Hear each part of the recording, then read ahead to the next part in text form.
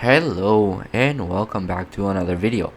Um, Today's subject, we're going to be talking a little bit about the situation with Netgate and the revoke of the free PFSense Plus upgrade and update support to users in a home environment. And I know that a lot of you are probably gonna be a little worried in thinking about what you can do to potentially replace the Netgate, your PFSense appliance that you have at home. But I hope you're not worried. I have a couple of alternatives that I'm gonna present to you, and through a small video series that we're gonna be working on fairly quickly. I am considered sick, so I am home from work and I am not really doing anything, and this will give me the opportunity to work on a couple of fast-paced videos for you guys and hopefully fill up a hole that has been present in my YouTube channel.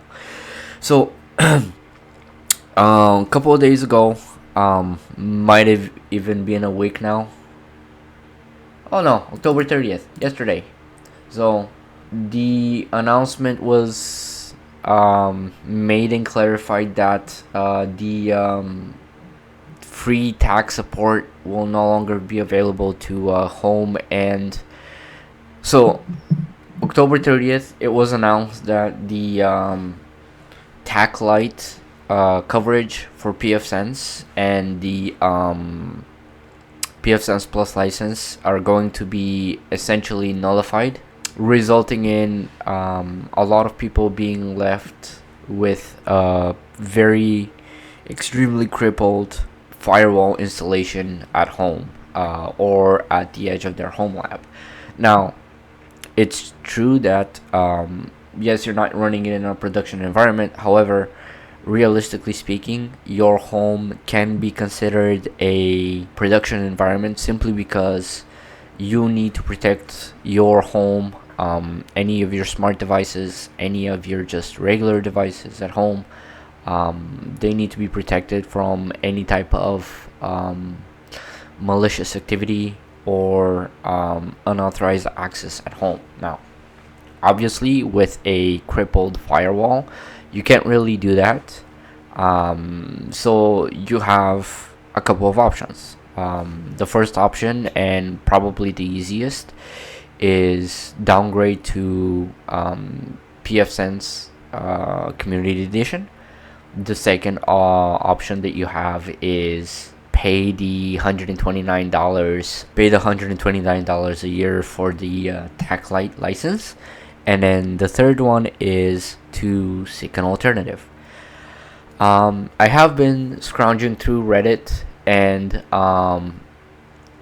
through my interaction with different posts on the Netgate subforum.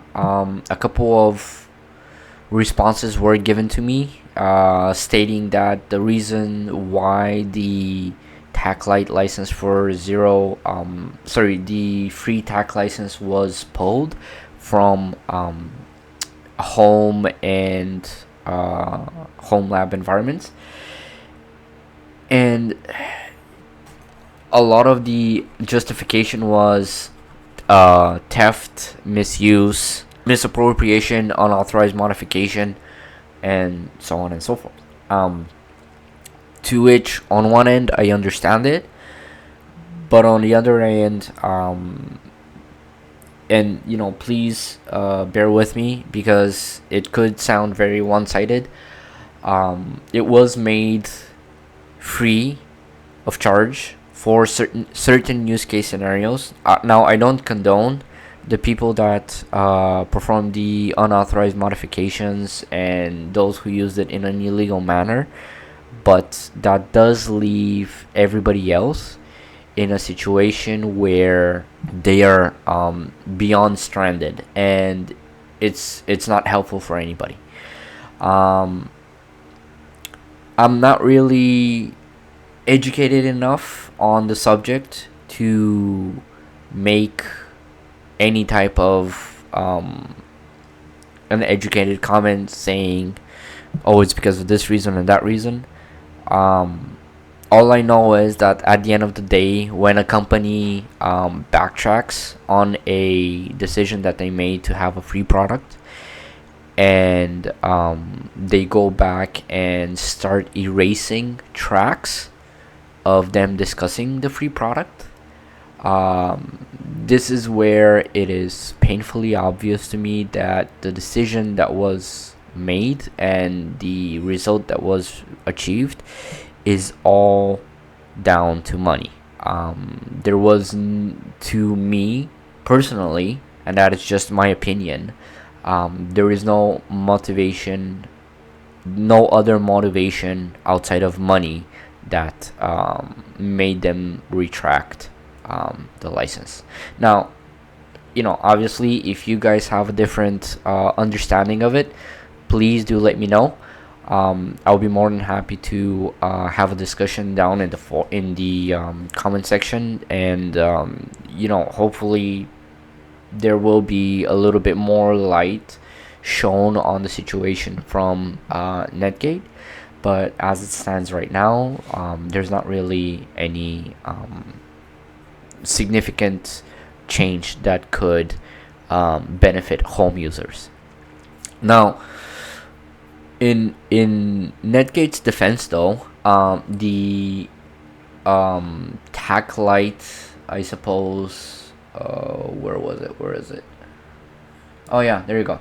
So the tack light support remains for those who have actually bought a Netgate appliance, and this is directly from the Netgate blog, basically saying, no impact on Netgate appliance owners. We want to reassure Netgate appliance owners that this change does not affect your status. All Netgate appliances receive complimentary tack light support for the life of the appliance.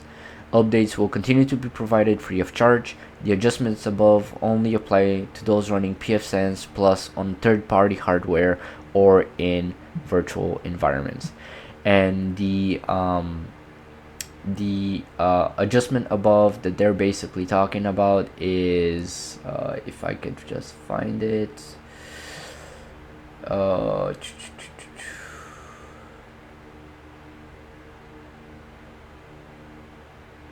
there it is, basically right here.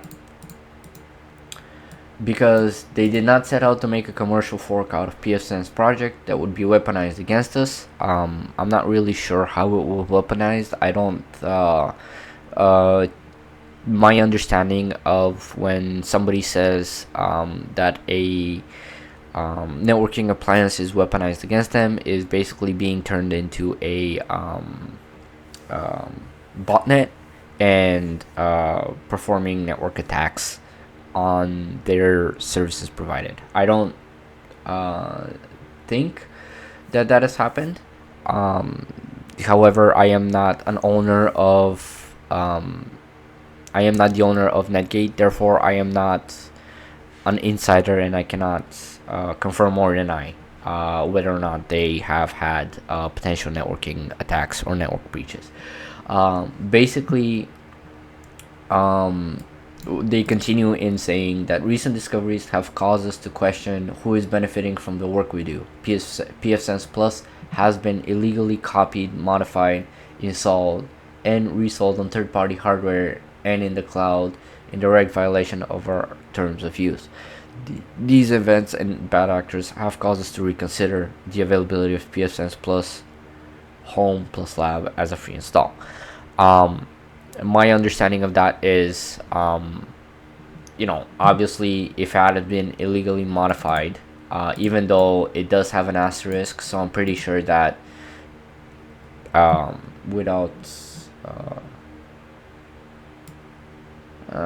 if I had to do an assumption, this asterisk basically means that AliExpress and Alibaba vendors have been selling their little cube networking appliances with PFSense Plus license, pre-installed, and that's basically what they're considering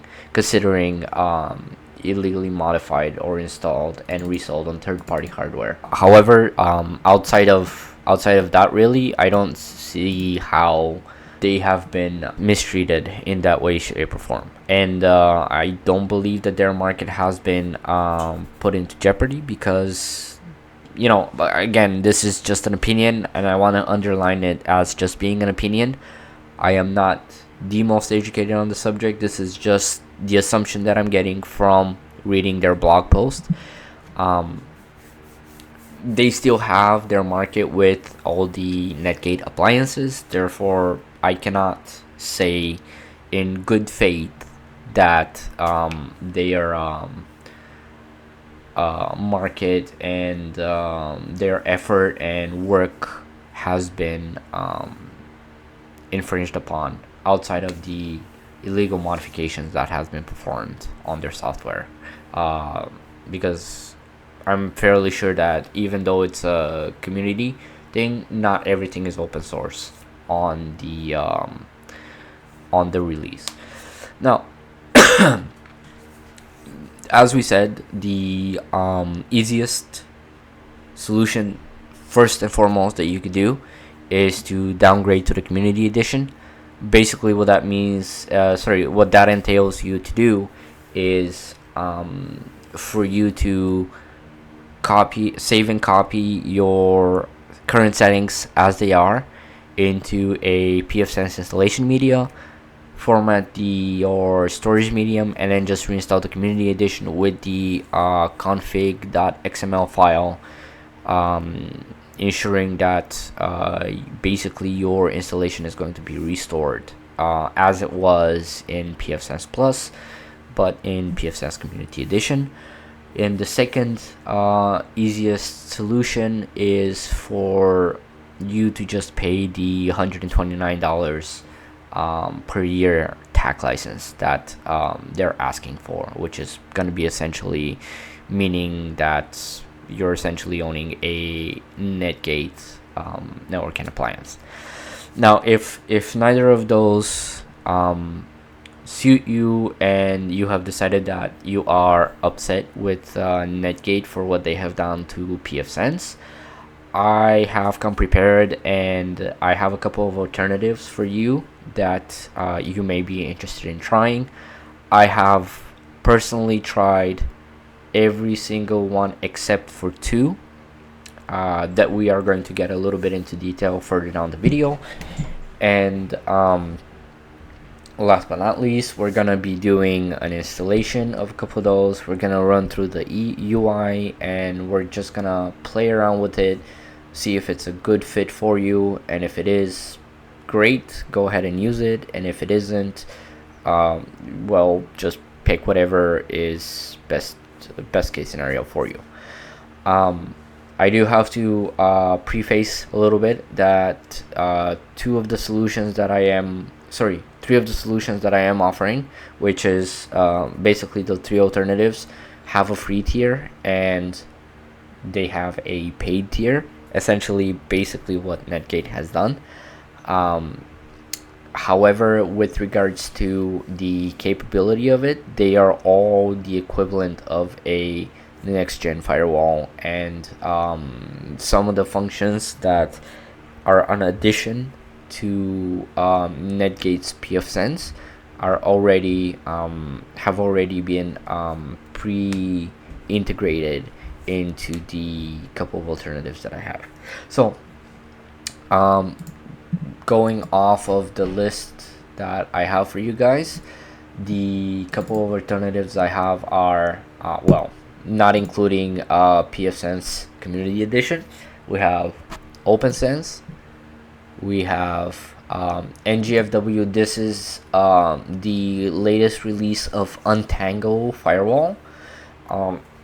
They got taken over by Arista Networking a couple years ago, and they have been slowly working on it.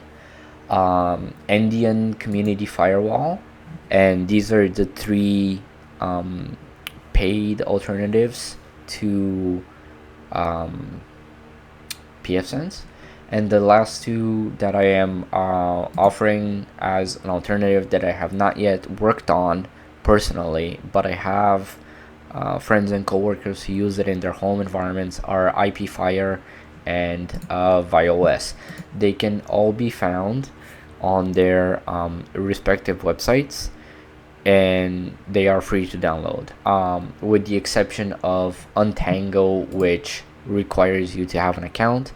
And the reason why Untango requires you to have an account is because they actually have a pretty awesome remote networking, remote management, what I wanted to say, sort of like a cloud function, which it's not yet paid for, but I kind of foresee something that they will monetize in the future. So keep that in mind if you decide to go with the Untango NGFW solution, if for your home or for your home lab. All right. Thank you for tuning into this little 20-minute ramble. The next video that you are going to see from me is we're going to start off with the installation of OpenSense, Untango, and Endian, and further down the line we're going to be doing an exploratory video of each one of those three's user interfaces, basic configuration, their pros and their cons, what I personally like about them, what I personally think is their strong suite, their lacking, and last but not least, we're also going to do the same thing with IPFire and ViOS. The reason why IPFire and ViOS are going to remain at the end is because they require a little bit more in-depth knowledge and understanding of how to work with a command line interface, because those two do not have a GUI, and as such, to some users it could be a little bit more challenging. However, do not be afraid. There is plenty of documentation on the developers' websites, and if you have somewhat of a basic / intermediate networking understanding, you can easily figure out what to do, how to advance, how to configure, and work with those two solutions as well. Thank you for tuning in, and I'll see you guys in the next one. Bye for now.